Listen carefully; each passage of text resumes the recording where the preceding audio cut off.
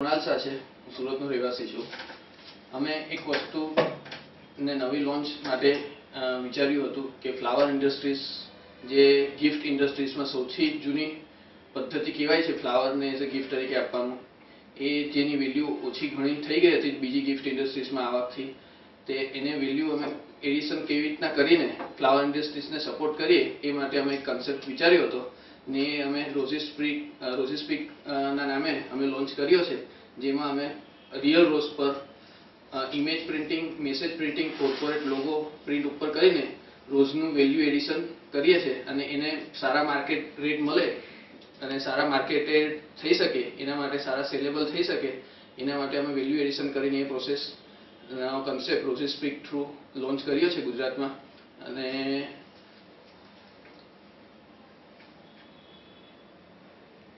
વસ્તુનો main benefit અમારે જે હતો કે જે ફાર્મરને સારા રેટ નહોતા મળતા, એક્સપોર્ટ ક્વોલિટી નાના ફાર્મર હતા તે લોકો એક્સપોર્ટ નહોતા કરી શકતા એમના રોઝીસ ને, એ વસ્તુ હવે અમને એ લોકોને સપોર્ટ કરીએ છીએ કે એ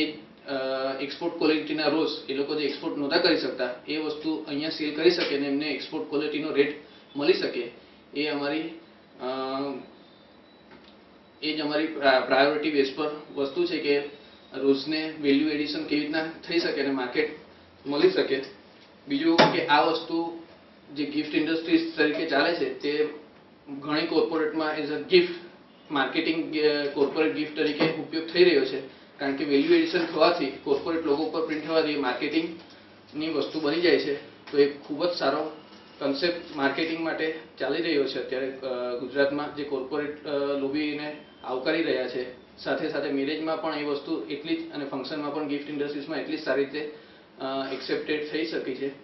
બીજું કે આ કન્સેપ્ટ અમે લાવ્યા ત્યારબાદ અમને DDH સુરત ઓફિસથી તેમજ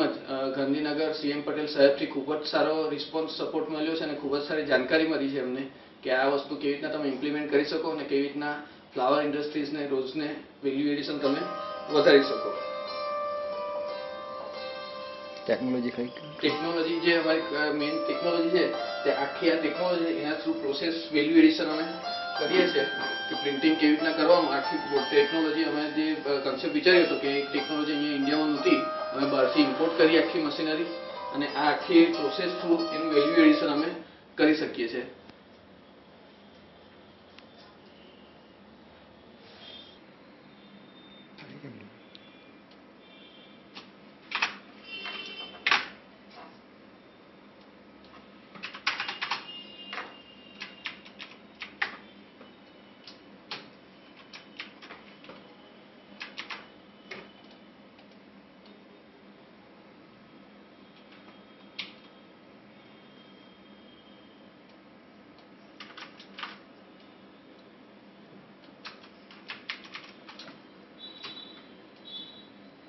જે કોઈ પણ ઇમેજ હોય, કોર્પોરેટ લોગો હોય, તે ફર્સ્ટ અહીંયા કોમ્પ્યુટર પર ક્રિએશન થાય છે. ક્રિએશન થયા એને ફાઇનલાઇઝ થઈ જાય કે એની ક્લિયરિટી કેવી આવે છે, શું છે, એનું શાર્પનેસ આવી જાય, એ પછી એને પ્રિન્ટિંગ પ્રોસેસમાં લેવામાં આવે છે અને પ્રિન્ટિંગ પ્રોસેસ લેયા પછી આ રીતનો ફાઇનલ પ્રોડક્ટ તમને તૈયાર જોવા મળે છે. ડ્યુરેશન એનું કેટલા સમય સુધી સાચવી રખાય?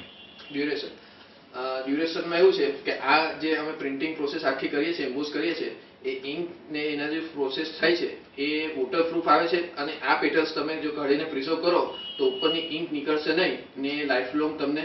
જોવા ઉપર મળશે. એવું નથી કે તમે પાણી લગાવો ત્યારે સાફ થઈ જશે, આ એઝ ઇટ ઇઝ રહેશે. તમે પ્રિઝર્વ કરીને મૂકી રાખો, એને લેમિનેશન કરી નાખો તો આની વેલ્યુ એઝ ઇટ ઇઝ રહેશે ને વ્યુએબિલિટી એઝ ઇટ ઇઝ